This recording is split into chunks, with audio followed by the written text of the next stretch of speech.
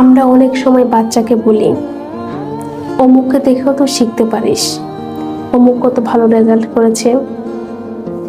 কিন্তু এই কথাগুলোর ভালো দিকের মাঝেও সীমাবদ্ধতা রয়েছে।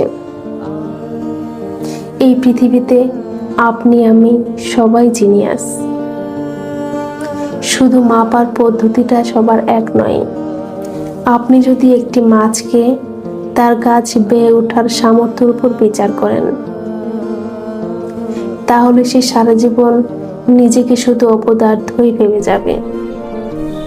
আমরা প্রায়ই নিজেদেরকে অন্যের সাথে তুলনা করি। কেউ পড়াশোনায় ভালো, কেউ কাজে, কেউ চিন্তায়।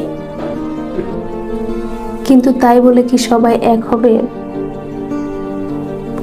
প্রত্যেকের শক্তি আলাদা, পথ আলাদা, গন্তব্য আলাদা। আপনি যদি ভুল মাপকাঠিতে নিজেকে বিচার করেন, তাহলে সারা জীবন নিজেকেই ছোট মনে হবে। তাই অন্যের মতো না হয়ে